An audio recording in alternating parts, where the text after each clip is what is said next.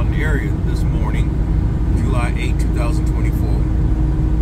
I have a brokered opportunity in which I'm completing today. It actually originated Friday morning, mid-morning, July 6th. It actually originated mid-morning Friday, July 5th, 2024, from North Charleston, South Carolina. I was under the impression that it was going to be a direct run from North Charleston to Fort Moore, Georgia. Fort Moore, Georgia is the former Fort Moore, Georgia is the new name of the Army installation that most people are familiar with the name of Fort Benning. The metropolitan area that people can also kind of associate with is Columbus, Georgia, and Columbus is near the Georgia-Alabama border. Columbus is also the headquarters city for Aflac. What I am transporting is apparently a high-value door. It's on a skid, and I had agreed to a line haul rate of $650. Depending on how you count this, because then the reason why I'm setting it up or phrasing it as depending on how you count this, the line haul rate translates into about $1.80 a mile, a little over, tick over $1.80 a mile, or it's going to count a little over $2 a mile. Now, why would I say that? On Friday, when I negotiated this brokered opportunity, I was under the impression that it was a direct delivery, meaning that once you get something, you go directly to the drop-off location, the delivery location. It did not occur to me until after I had picked up this thing and I was on my way to the freeway when it occurred to me that, oh no, it says you drop off on Monday morning, today, and so that meant that I'd be holding this thing basically for the weekend. Now, most people when they have something for holding something for the weekend, they're on a long run, and I've been on a couple of those. The two that come to mind are, and I always make reference to this one, but it just happens to be one of those. It was my very first brokered opportunity in which I picked up from Charlotte to San Antonio. I picked up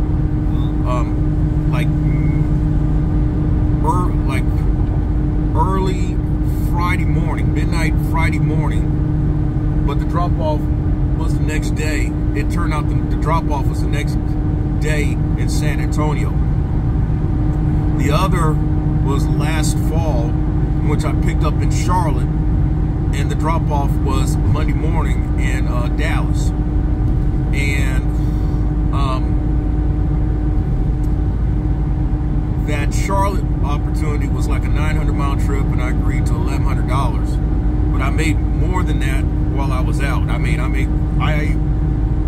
documented, at least here on the Gig Geezer channel, that opportunity produced altogether my time out about $1,900. So if I go strictly according to what I had agreed to on the rate confirmation sheet, it would be $1.80 a mile. If I go according to how I have kind of rationalized this from a business standpoint, I ate the deadhead miles on Friday doing what I did. I offset some of the deadhead miles by doing a last mile gig delivery opportunity and an Instacart here in the Columbia area. And then now the miles that I'm counting are from Columbia to Fort Moore. The difference of the two is about 40 miles, but then the difference also is that if I count from Columbia to Fort Moore, it's just over $2 a mile. If I count from Charleston again to Fort Moore, it's $1.80 plus a mile. Bottom line, $650.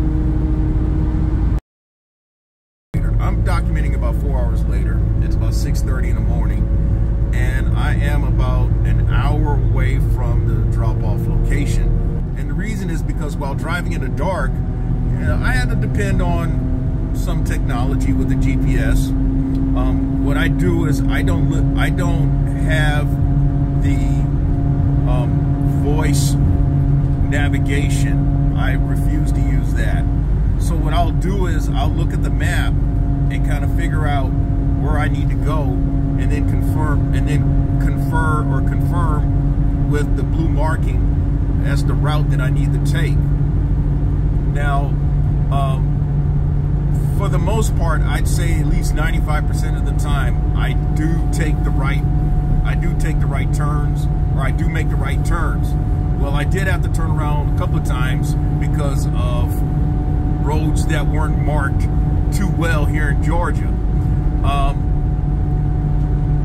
But what I want to point out though is, and I mentioned something like this early in Gig Geezer segments, I started out as a poor college student hustling as a cab driver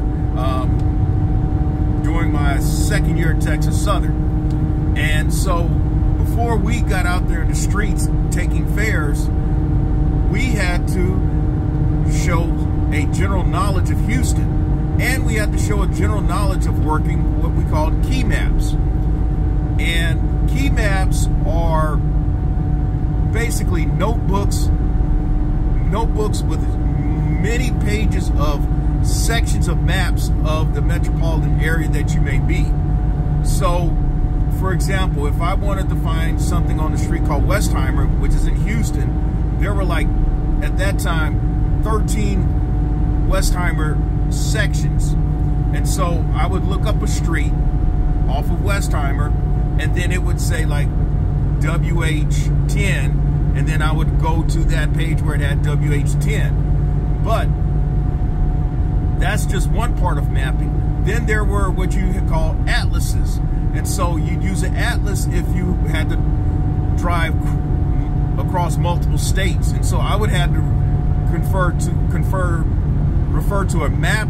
I would have to refer to an atlas in order to figure out a route to Columbus from Columbia. More than likely, I would have taken I-20 to I-85 and then 185 in.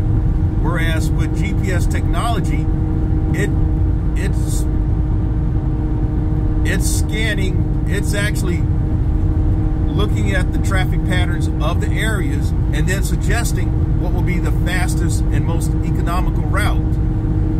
So in the days of maps, you would not have had that. In fact, the only way you would have known when to take an alternate route was either somebody called you and told you that you need to take an alternate route, but even then, you didn't have cellular phones back then, so you might have had to go to a phone booth and call somebody and ask them, hey, what's the traffic in Atlanta like, or wherever you may be.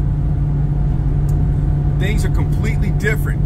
I know that's definitely a geezer tale, but just think about it. I mean, imagine if you did not have GPS and having to figure out where you needed to go. Yes, the route that I'm taking is through the back roads, and basically I'm going through many parts unknown. But unless I had known how to have taken this route, I more than likely would not have taken it. In fact, there's no way of knowing, well, there is a way of knowing if you use the map scale to estimate the miles that you drive. But more than likely, you just would have stuck to the freeway because that's easier to navigate. Now, along those lines,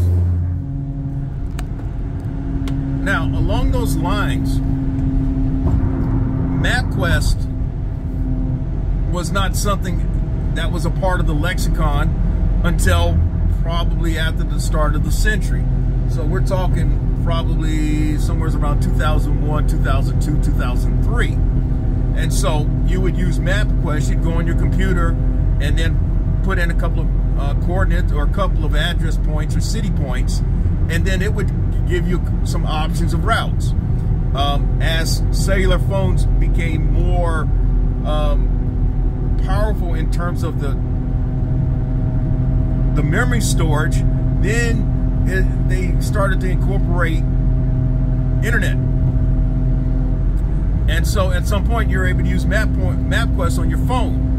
But before that, again, you still had maps. And so what I'm getting at, I used maps until almost 20 years ago. And so I will tell you this too, in my days as a reporter, especially, well, since my time as a reporter was from the mid to late 1980s until 2000, I actually equipped myself with multiple maps of city metropolitan areas. I still have my key map of Houston from almost 40 years ago. But then I also carried a couple of atlases, United States atlases that would have the maps of all the states. Now those maps, it could become cumbersome because those maps were updated on an annual basis. But I mean, that was life as it was not long ago. Geezer thought entry number 3. This one is more so along the lines of the mapping, and so this one is more so along the lines of the mapping. Now, from time to time, those of you who are familiar with this, those of you who deal with brokered opportunities, or for that matter, gig apps, sometimes you are queried by them for an estimated time of arrival, an ETA. I'm going to guess that what a lot of folk would do is look at their mapping where you've already entered in an address to show you what route you need to take, and at the bottom left or wherever it may be positioned, it will tell you how many miles and the time that it would take. I'm more likely, for example, if I'm on the freeway, I've already figured out how many miles it's probably going to take me to get there, and I've already figured out or anticipated how long it's going to get me there. But as I mentioned, being on the freeway, I will wait until I pass a mile marker and then do some quick addition and subtraction, and then from there do some quick multiplication and division of rate times time equals distance. And usually I'm pretty close. I'm talking about within a couple of minutes of estimating how long it's going to take me. Now, my daughter affectionately calls me the human map and the human calculator. And yeah, I kind of demur at that because if I was such a human map and calculator, why in the hell am I driving a van at this stage in life? Why am I doing gig apps at this stage in life? So, yeah, that goes to show you my fallibility and limitations. But my preference of trying to figure things out of my own abilities is kind of like how folk I used to see would go about. What I'm getting at is my preference of figuring things out in my head is similar to what I recall how folk as late as 25 years ago would be as adverse to using calculators. Nowadays, it's nothing for people to break out with their watch, their phone, or their iPad or notepad or computer and punch in numbers and hit the equal key. Back then, folk would brush aside the calculator and start adding numbers up on their own, multiplying numbers out on their own, dividing numbers out on their own. So that's kind of the analogy that I see things when it comes to my figuring out things in my head, as opposed to just being quick to use the technology that is readily available to me on the phone. course, with this being my first time at the Fort Moore installation, I go to the wrong visitor center check-in. I went to the main one where passenger vehicles check in or get clearance to go on base. And so I was directed to go to the one that's like 5-6 miles away, and where the commercial vehicles are allowed to check in. I guess every installation has its own setup. Fort Jackson in Columbia has a separate place where commercial vehicles are to go. Fort Eustis, you go into the same place, but then again, Shaw Air Force Base, you have a separate place where you're to check in. So it is what it is. But I am here on base, and hopefully this won't take long. Okay, so for the first time, my TWIC card actually had some meaning, some use, other than for dealing with brokers in terms of with the possibility of gaining a brokered opportunity. The way it's set up here, my TWIC card was sufficient for me to gain entry onto the base without having to go through any clearance. Usually, it's been my experience on other bases, I have to go to the check-in, the processing place, and then they check my ID, they run a background check, and then I get a pass for 1 day or for 6 months, depending on where I'm at.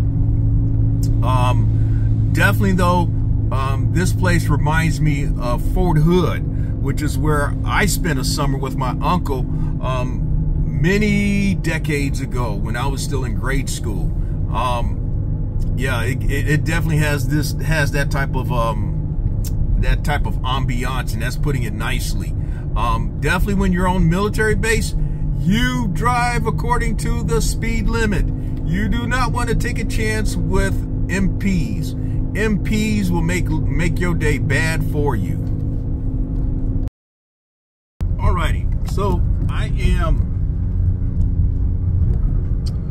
I'm done with this particular load opportunity. I am leaving Fort Moore. Glad to leave Fort Moore. I spent most of my time trying to find the place. What I ended up having to do was contact the broker, who then put me in contact with someone to meet here on base. And initially, he gave me the wrong phone number by a digit. What I'm looking at though is the road that I came in on was where I was supposed to come in anyway. But because of military base processing, I had to go 6 miles out the way and then come all the way back over to the same part of the base that I would have come on had I gone through the main visitor center basically an hour ago. So I don't have any footage of the unloading of the door, because all we had to do was the guy instructed me to back the van up to a makeshift dock area, and then we just slid the door off of the pallet and onto the to the dock area. And so this is the picture of the door having been dropped off. So that was $650 in the book, and what I'm looking to do now is find some more money on the way back to South Carolina. And by the way, if you like the content that's been provided in this segment or in any other segment, hit that subscribe button, give my content a thumbs up, share my content among others, and I definitely welcome your comments in the section below.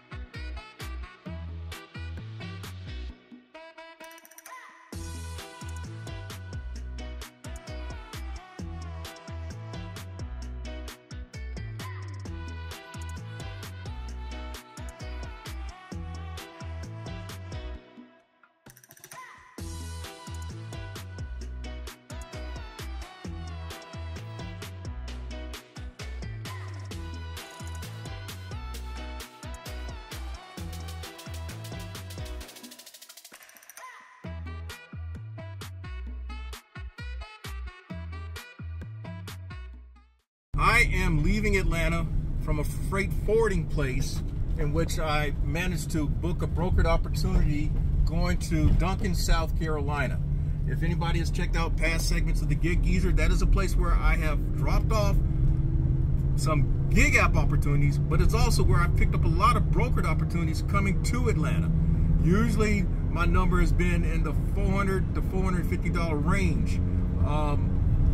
But on this one, I'm gonna say that I didn't do as well. I asked for 350 on it. The total miles on this is 172. 350 would have been more in line with what I've been doing lately. It would have been on the low end of what I've been more in line of doing. But the best I could get out of it was 300. This is a broker that I booked a lot of loads and completed in 2023. Not as many this year. And I've noticed that they have, they've really put out some really shitty rates. Shitty rates. In fact, one of the shittier ones today was from Atlanta going to Somerville. I don't know if it was to the Volvo plant or to a freight forwarding place, but let's just say it was Somerville area. 300 miles. They offered $300, and somebody grabbed it in 10 seconds for $300. There was one of the better grabs that I saw. I guess you want to say it was a better grab, proportionally speaking. There was one from Atlanta to Anderson, South Carolina.